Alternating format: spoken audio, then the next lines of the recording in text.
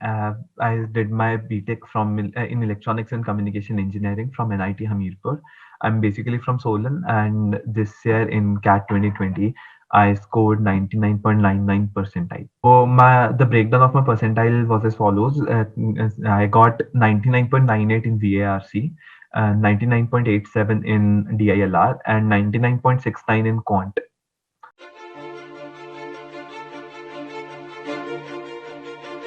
So when I appeared for CAT 2019, it was actually like my first attempt, and it was an unprepared attempt. So when I saw that I scored well in that, I realized that I should give it one proper attempt, like preparing well for it and then going ahead.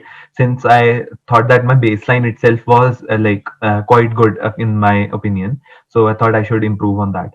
My strategy was very simple. I need to keep my strengths strong, and I need to focus on all my weak areas and make sure that I can get brownie points wherever possible. So how I used to prepare basically was I used to revise all topics that I knew were very strong for me. So that I did with the help of like practice tests. There are many tests online available for CAT.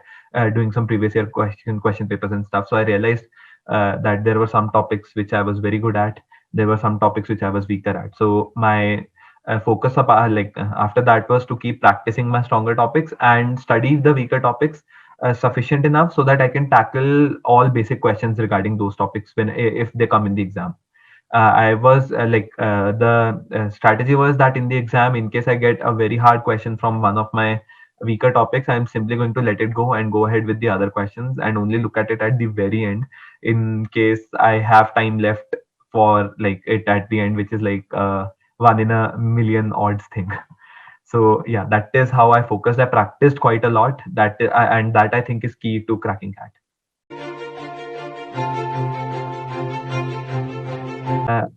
For engineers, I would say engineers hold a slight edge in CAT because we've been studying all these topics since like in 11th and 12th as well. So geometry, for example, and kinematics. So these are topics which we have studied in 11th and 12th. So and that's where we hold a slight edge over the competition. But still, we need to revise it properly and make sure that we do not commit any silly mistakes at places. So for quant, I was weaker at topics like logarithms, and like topics like kinematics, ratio and proportion were very strong for me. So that is how I prepared for it. These questions I would like these ratio and proportion, kinematics, etc. Work like time and work. These type of topics I usually just practiced more and more test papers and made sure that I did all questions that I knew that I should be able to do. So that was mainly based on practice. I did not hamper with their strategy too much. Did not cram a lot of formulas, did not try to get to learn, any fancy methods or something, just stuck to the basics for these. As for my weaker sections like logarithms, for example, I went through all the basic formula, be it geometry, for example. We know that most questions can be tackled by the right angle triangle formula, the Pythagoras theorem. So that's what I focus on. That I'll stick to the basics. Whatever I can solve, I'll do that. In case there is any question which I am unable to solve directly using my knowledge, I'll simply leave it out. I won't even bother trying it out till the very end. So logarithms and all, there were some very easy questions in CAT 2020. So those I was able to do quickly because the like a single formula was sufficient for those questions. So yeah, that I think is what gave me the edge this time over last year's attempt, because the weaker topics were now strong enough to get some more marks from those.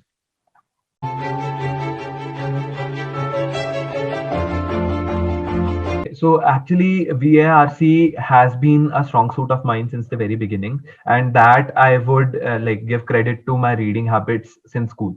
And that is what I recommend to anybody who's preparing for VARC as well. There is no other alternative. You should read as much as you can without fail, and you should be able to do very well in VARC. VARC is not something that you can cram and learn. It's not like quant that there is a deterministic thing. It's more of a intuitive thing. You need to know, you need to develop an intuition for knowing what answer can be correct, what answer options can be easily eliminated.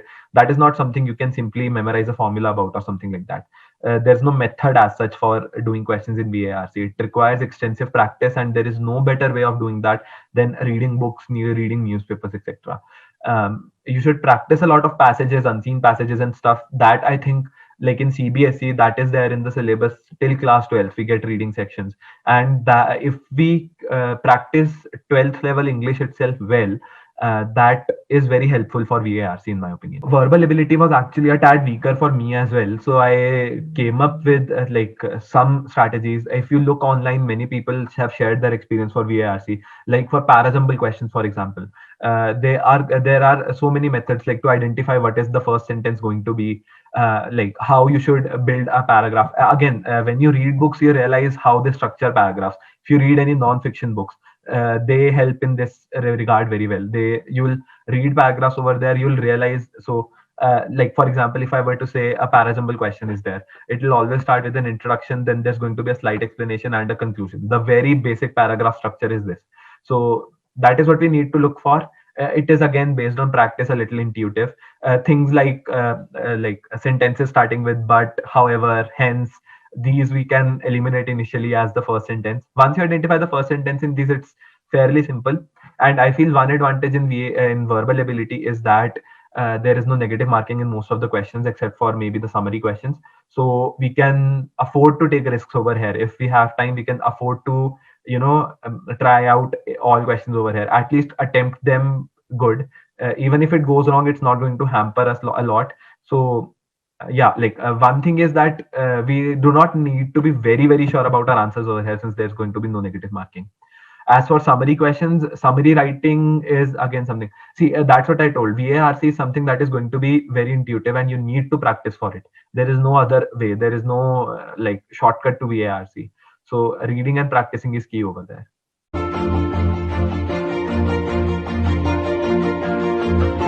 So if I were to say DILR in DI was good for me. LR, my personal, I was a little bit weaker at LR myself.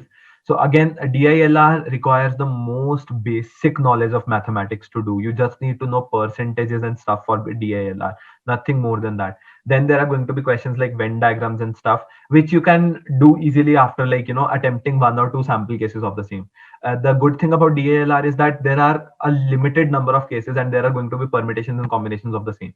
You might get one situation clubbed with the other, but eventually it is going to be something that can be practiced and mastered. Like DI, for example, is going to be like you need to fill out a table. So if you practice it once or twice, you can do that easily. Similarly for LR, like there are questions on maxima and minima. You need to practice 3-4 sets before you get the hang of it. Okay, this is how I need to approach these questions. So slowly and slowly you'll see that your speed is improving. Now you're able to tackle more questions. One thing that is key is you need to make sure that you do not do any silly mistakes in DILR, because one mistake at a single point can get the entire set wrong, and that is something that we need to avoid at all costs. So that is where the knowledge of basic mathematics is key. You need to be quick with multiplication, division, and addition, subtraction, all that.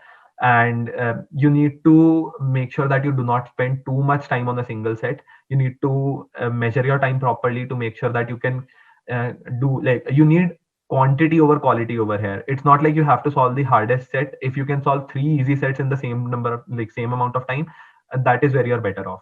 So question selection will be key over here, and with a little practice, I think a DILR is not something that is very challenging to do, since the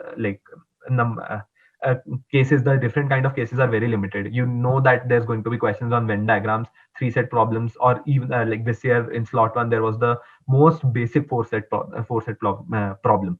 That was something that could have been tackled by anyone who had practiced like 1 or 2 sets of 4-set problems. So just cover all bases, and the questions that appear a lot, you need to practice them. DILR is that one place where like maths is going to help you out. Your knowledge of mathematics, doing calculations on your fingertips, is going to give you the edge over the competition.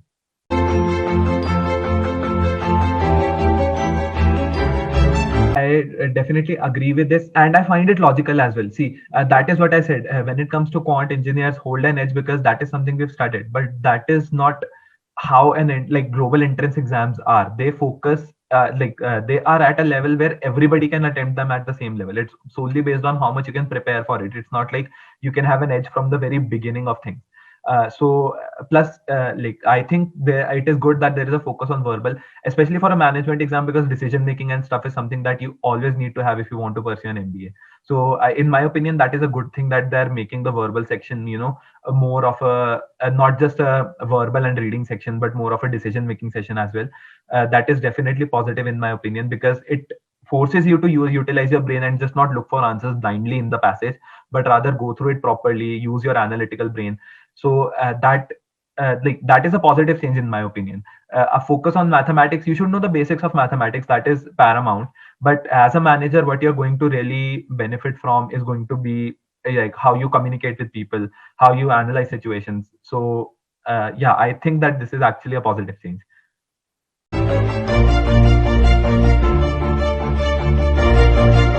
Okay, so what I would say is, one thing is that CAT is an exam that you need to give with the calmest of minds. You should not be under pressure in the exam hall, because the time constraint that there is, the number of questions that you need to attempt, you cannot afford to lose time to nervousness. So you should go over there with an absolute blank slate of a mind, have no thoughts in your mind except for solving the next question that comes in front of you on the screen, taking a decision on it. So that is key. You need to make sure that in an exam hall, you never get panicked no matter what the question pattern is. This is something we saw this year, that the entire exam pattern was unexpected. All we knew was that an hour was going to reduce from the time, but we did not know how many questions were going to there in each section. This time in Quant, the pattern for like slot one especially was quite different from previous years. There were hardly any geometry questions. There was a lot of arithmetic, lot of algebra. So that is not something that should certainly get you into a corner. It is something that you should know how to handle. It's always need to remember that if the exam is hard for you, it is probably hard for everybody. So and CAT is going to be relative. Like the percentiles are always going to be relative. So it's not like if you do bad in it, that everybody else did well than you. It could also be that the exam itself was so hard that you might actually be the best performer out of everybody. It's all about the mindset in the exam hall. As for preparation, as I said, practice is key. Do keep on practicing. I would say practice as many tests as you can. Try to recreate an exam hall like situation at your place, and do previous year question papers. There's lots of mock tests online available. You can try those out. Just keep on practicing. Stay in touch with all your topics. It should not be like you suddenly start focusing on one particular topic and in that lose sight of your stronger areas. That is not something you can how I would practice is, in like on Saturdays I would practice all my weaker areas, and on Sunday I would give a mock test to make sure that I have learned something new. And then throughout the week, in whatever little time I had, I would try to revise whatever I can. So in that sense, I would stay in touch with all my previous topics, as well as gain new topics, like knowledge, basic knowledge of my newer topics as well. So that is what you need to keep sight of, that you need to be a jack of all over here. A master of one strategy does not work well in CAT. So make sure that you have all your bases covered. It's not very difficult. There's lots of material available online, especially when I say for Quant and DILR, since maths is never going to change. Maths is always going to be, it's deterministic. Maths is maths. One formula is going to be constant throughout, no matter what books you follow. So it's just that you need to practice it enough to know that, to make sure that you remember that in the exam hall. As for verbal, newspaper reading and like reading other things for VARC is a good enough strategy. And again, practice is key over there as well. You can follow any set of books whatsoever. Like there's the most basic books by Arun Sharma sir for Quant and DILR. Those do wonders. Those are very great books. You can follow those. And even if you do not want to follow a particular set of books, you can always find topic related formulas online and then practice whatever questions you can find online. That should be good enough for for CAT.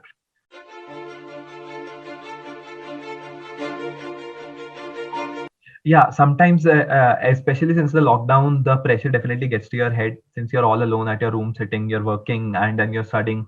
Becomes a monotonous routine. It tends to get to your head a bit. So hobbies are definitely your best friend over here. And I would recommend everyone to get some hobby or the other. It could be as simple as singing or playing a musical instrument, going to the gym, just exercising at your home, anything, any sort of hobby.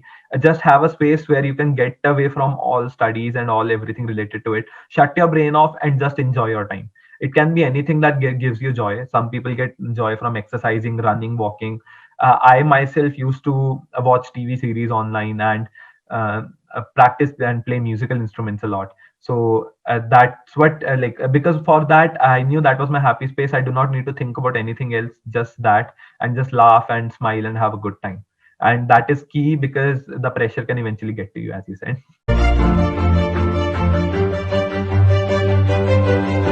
First of all, I would say that I would like to appreciate that this is a great initiative by Edusasta, that you're providing such quality education to students for like a minimal fee, which is like not something, because in the name of CAT and GMAT coaching, there are institutes which charge you thousands and thousands of rupees without offering the standard of education that they should. So I think that Edusasta is doing really well in that regard.